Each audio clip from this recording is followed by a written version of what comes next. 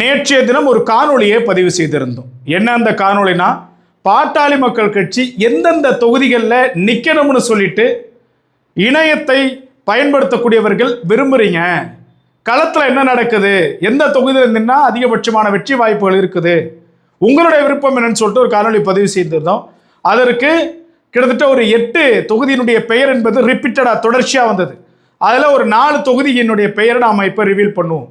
முதல் தொகுதி மிகப்பெரிய ஆச்சரியம் என்னன்னா, எப்போதுமே ஒரு ஸ்டார் கேண்டிடேட் வந்து நிற்கிறாங்க அப்படின்னா அது தருமபுரி தொகுதி, தருமபுரி மாவட்டம், அதில் இருக்கக்கூடிய சட்டமன்ற தொகுதிகள். ஆனால் இந்த ஒரு சர்வேவில், இணையத்தின் வாயிலாக எடுத்த நேற்றைய சர்வேவில் நமக்கு ஃபர்ஸ்ட் எல்லார்கிட்டையுமே வந்த அதிகபட்சமான தொகுதி அப்படின்னாக்க ஜெயங்கொண்டம் தொகுதி. ஜெயங்கொண்டம் தொகுதி தான் நிறைய பேர் போட்டிருந்தாங்க. ஜெயங்கொண்டம் தொகுதியில் பாமக நிற்கிறோம்னு சொல்லிட்டு வேட்பாளரை பற்றி நம்ம பேச கிடையாது, தொகுதியை பற்றி. ரெண்டாவது விருதாச்சலம் சட்டமன்ற தொகுதி. விருதாச்சலம் சட்டமன்ற தொகுதி 2ஆம் இடத்தை பிடித்திருக்குது. மூன்றாவது செய்யாறு சட்டமன்ற தொகுதி.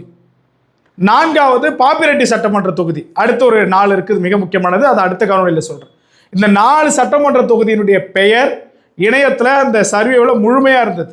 ஜெயங்கொண்டம், விருதாச்சலம், செய்யாறு, பாப்பிரெட்டிப்பட்டி. அதிகபட்சமாக இணையத்தில் பயணிக்கக்கூடியவர்களுடைய கருத்தாக இருக்குது.